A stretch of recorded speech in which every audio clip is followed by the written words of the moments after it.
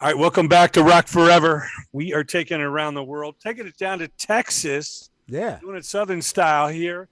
He is a world-renowned guitarist. You know him from Danger Danger and the Taylor Boy Band, and of course the Pawn Kings and the Andy Timmons Band. Please welcome Andy Timmons. Hey Jay, how you doing, man? Doing great, man. You got the whole setup there. It looks like you're ready to blow us away. I could do that. I always have a guitar, between interviews, I might have some time, so I'm always noodling around and like to Yeah. keep man in motion, so to speak. Well, that's cool, man. Yeah. Just as long as you don't do all that copywritten material, man. We don't want to get flagged. Okay, fair enough. I will steer clear of anything keep it on the recognizable. original jam style. Okay. So now you came on our radar for the first time. Hmm. With Danger Danger, of course, back Sure. in the '80s, and Yep. all those MTV videos and all that stuff. Yeah. Bruno and Ted. But tell us how you got started in guitar. I know you had a couple older brothers. Was it just kind of picking it up around the house and hearing what you heard on the radio? It was exactly that. It was, I had three older brothers actually, and they all kind of toyed around. There was like in the 60s, I was born in 63, so it seemed like there was the obligatory Silvertone Sears acoustic guitar in the house, And there was a couple of those, and my mom, I should also say my older brothers were buying all the 60s rock and rolls that came out in real time. So it was all Beatles and Dave Clark 5 and Kinks and Yardbirds. So there was always guitar-driven music in the house. There was guitars around. So I have pictures of me with toy plastic guitars, from the age of 4 onward. And I remember playing, melodies on one string. I could play a bit of, I won't play any copyrighted material, but I'm Not Your Stepping Stone by the Monkees. I had it, man. I could. It was before there was Smoke on the Water, right? So it was always around the house, and so the bug was there. I saw my brothers playing, all the music playing in the house was guitar driven. I just love the look of it, love the sound of it.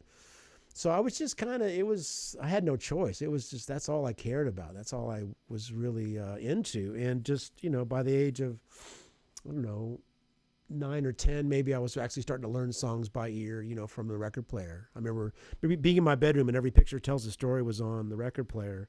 And I recognized I played a D chord and it was the same chord that's on the record. It hadn't dawned on me you could actually do this kind of work on your own, And so I started figuring out songs like that. Then Kiss Alive came, and Ace Frehley was my guitar teacher. I just learned every lick and every song on all the 70s rock stuff. I was in Rush eventually, and Nugent and Foghat.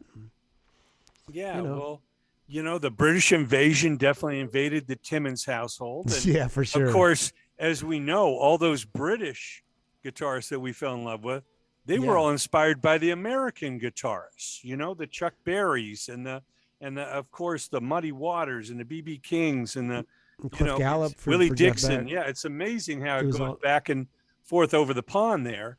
You talked to the Beatles, and they were more excited about meeting Little Richard than they were the Queen, Yeah, Little Richard and Elvis and the Shirelles. I mean, whoever. It was the music that they were digging. But that's the thing with any artist, and I love how David Bowie talked about his own career. Was he was a collector. He called himself a collector, where he's just taking these bits of all these different things that he loved, and it would just kind of come out through him, and it's through that his own unique prism, right? And that's the same with the Beatles. They you can hear the stuff that they were kind of, some blatantly ripping off, and some just, through having learned so many tunes, gave them this awesome library to draw from when they're creating their own stuff. So same for every guitar player. There's a lot of our favorite guitar players you can kind of pinpoint. If you listen to Stevie Ray, you take a bit of Hendrix and a bit of Albert King, and you've got and of course every blues guy that came before Stevie, but you hear those being represented as playing, but coming out very uniquely and just one of the greatest, players ever. But there's just that direct inspiration coming from what had come before, and the passion and the love of learning that, and then just trying to take it to the next level. I think that's just been what's going on throughout all the ages, throughout classical music, each composer being influenced by the generation before them. Yeah, it's kind of a blender of everything you love, into this that new concoction, exactly that, man. And it's wonderful. It's just, and we keep inspiring each other as we go, Yeah. It's just every day another another step up and on Yeah, the hopefully. ladder, you know? Hopefully, yeah. Yeah. That's the goal. I mean, I still try to. I'm happiest if the first thing in my day I get my coffee and I just play for like an hour. You know, whether it's actually learning something new or if it's just playing, just exercising the ability, getting the brain going. That sets me up for a good day. You know, if I can just honor that every day and just try to keep going and not let it stagnate. You know. Yeah. Well, I So know obviously during the 80s, you had an opportunity to join a band that had a major label deal on Epic, yeah, CBS, you know, right. and Danger Danger did their thing. But I know in your heart, you heard more. You know, you're an instrumentalist. Mm, You definitely like to stretch it out, not be confined by the expectations of others. You know, right. talk about really falling in love with the instrumental music. You know, obviously we had the Yeah. Joe Satriani's and the Steve Vai, who later brought you under his wing with Favored Nations. You know, Exactly. Yeah. talk about what you can do on an instrumental that you can't Yeah. necessarily do in a predictable kind of pop or pop rock song. Sure, and I love both worlds equally. I mean, I love being like Danger Danger. Was more of a team. It's a team kind of player, right? Where when you're writing instrumental music, you've got the ball. The whole you're the singer, so to speak. You're trying to sing through your instrument. So I vividly remember. Of course, I'd heard instrumental guitar as a kid from the Safaris. My brother had a Safaris record. They were the band that had the Wipeout was their big hit, but there was a later record called Fun City USA. They did a version of Apache and a song called Moondog, bunch of echo on it, and I just loved that sound. And then in the 70s, my brothers were into Jeff Beck, so I was hearing all the Jan Hammer Beck stuff and Wired and Blow by Blow, and I thought, well, that's cool. I love the guitar. But Satriani came out with, Surfing with the Alien, and what was that, 87, 88, somewhere in there. I just remember walking. I was living in Denton, Texas at the time. I remember just having my cassette Sony Walkman, right, like everybody had, and just listening to that guitar and going, man, we don't need a singer. Let's listen to that, because Joe was writing great tunes, and that's a big part of I think what helped his music, reach such a large audience was that, yeah, he could play incredibly well. He had Edward, he had Billy Gibbons, and he had techniques beyond, and it could but he was writing cool tunes and melodies, and that really resonated with me. And it was around that time that I started doing my own trio, inspired partially by that, but of course Steve Vai, you mentioned, and Eric Johnson, and so formed the Andy Timmons Band. It would have been 1988, and I just remember being so happy, because I could play everything from Bubble Puppy to Cream, which Bubble Puppy's kind of obscure, but they had a great hit called Hot Smoke and Sassafras, if anybody wants to look that up. And started writing my own stuff. Just had never written instrumental music, but started my path like that. Then the next year, the demo tape that we recorded at the time, just some of the early instrumental stuff, originals, got into the hands of Buddy Blaze, who was artist relations with Kramer Guitars.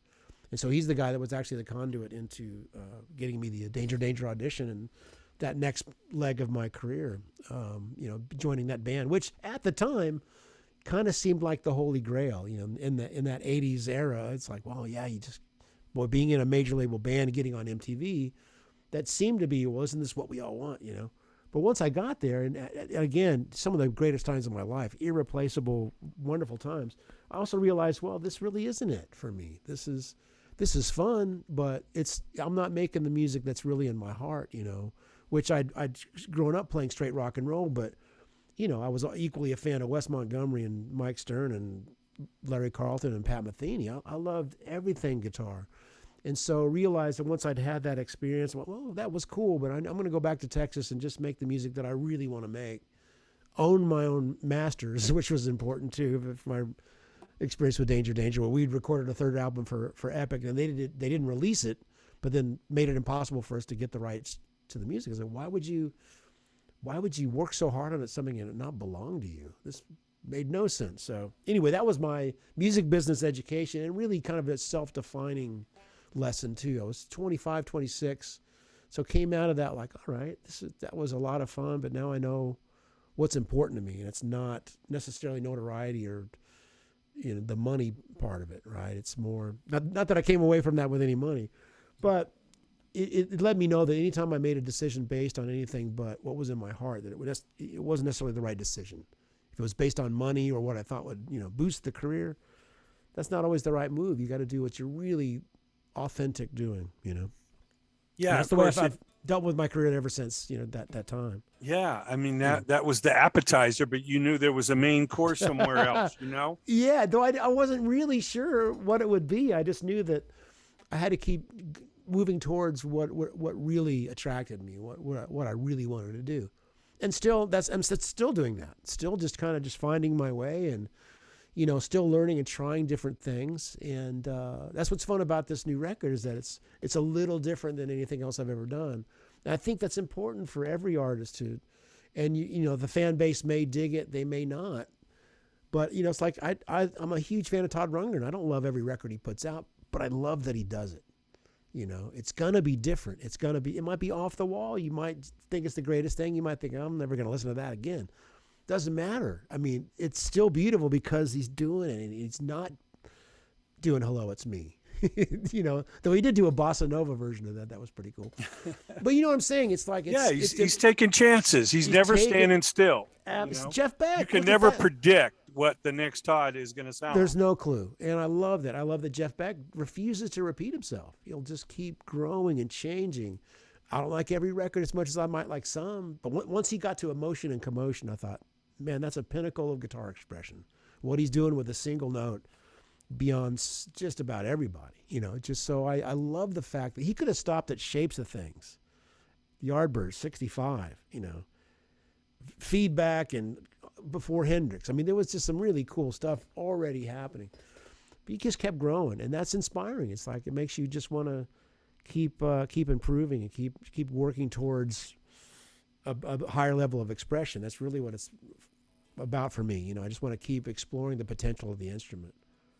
Yeah, we'll talk a little bit about our friend Steve Vai here, who constantly amazes us, constantly moving himself, and how he's put this label together to give people a really fair shake and let you have your creative freedom to do what you do. Right. But through a team, you got better distribution and a little bit of exposure and promotion. And we're talking right now about the new album. Tell us what that means to you, and why this album is, in your feeling, a step up from what you've done.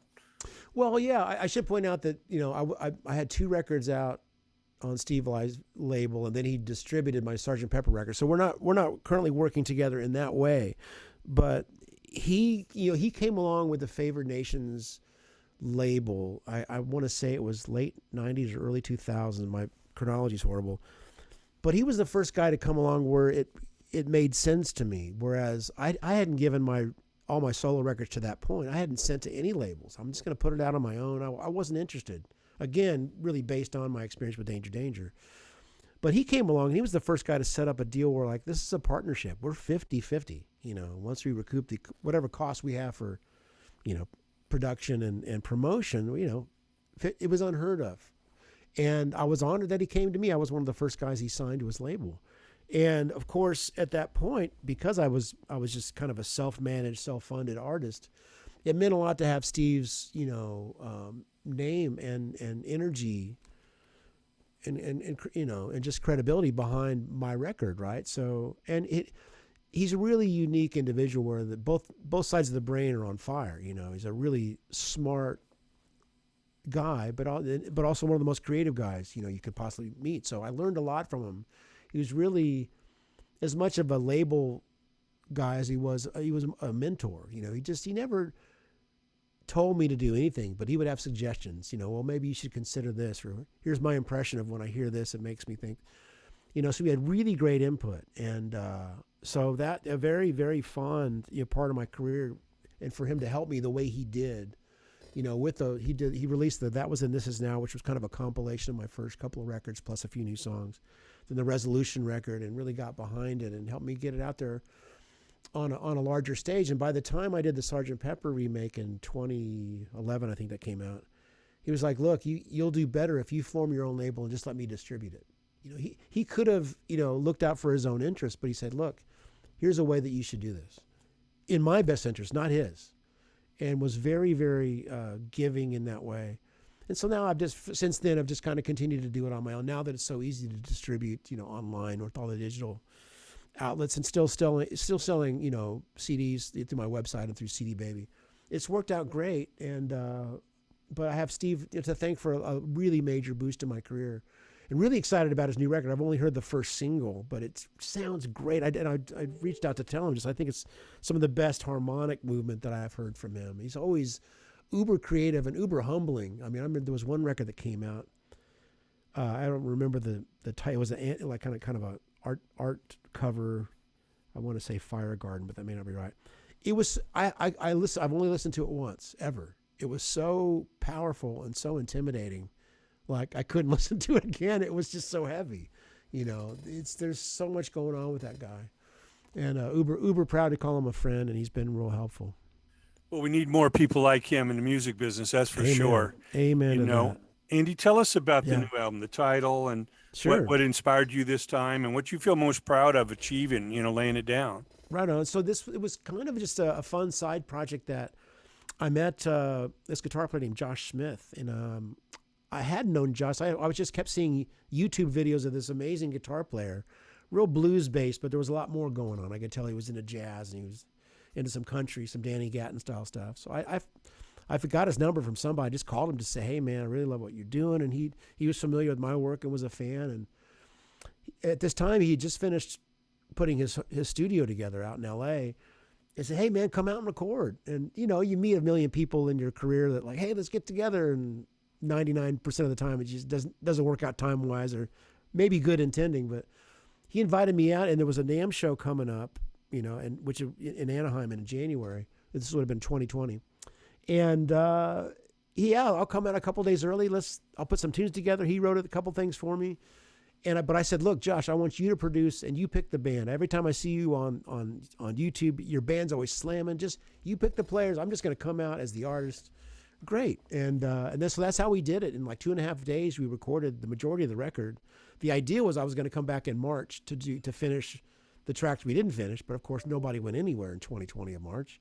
and it's why the record's only coming out now. It took me a while to finish the tracks that weren't done. And anyway, but so I love that the flavor of the record's a bit different. It's a very organic, earthy. It's definitely got a funky, bluesier feel in some ways.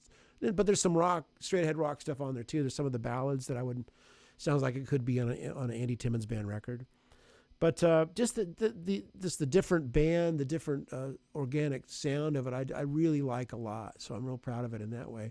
And the title Electric Truth certainly reflects the times we live in, right? It's just, not to be political, and I refuse to go that route, publicly, but there's so much misinformation, coming from everywhere, right? That you get to the point where, man, who do you trust? But music and the guitar has been there for me since I was a kid. It's always been my grounding solace, so to speak. It's something that I always trust, that I get so much emotion from.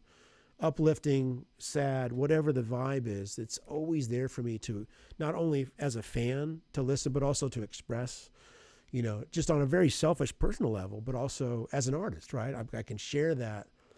And so that's the generality of the record title kind of reflects that's what music is to me. It's truth. It's what I believe in, and I know I can trust, Well, yeah, when all else fails, man, go back to what you know. It's the it's the eternal truth, man. It comes from the heart, and it's unfiltered, undiluted, and unfazed by all these people that might want to chop it up, spin it, color it, and change it. And it unifies, man. It's a language, especially instrumental music, but also just regular straight ahead vocal music. It unites us all, no matter what side of the aisle you might be on whatever issue. Man, with music, all that can go away. And that's what I'm looking for. I want all the hatred and division to go away, and let's be together on a much deeper level, right? And something that is real and in the moment, and we can all trust.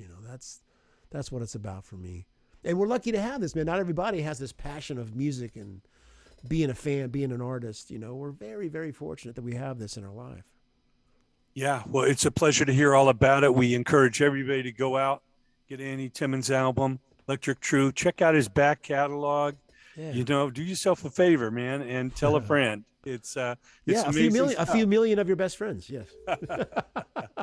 Post it wherever you can. Yeah, that's man, right. Andy, what a pleasure. Thanks so much for joining us. Thank you, Jay. Enjoyed the hang, man. Thank you very much.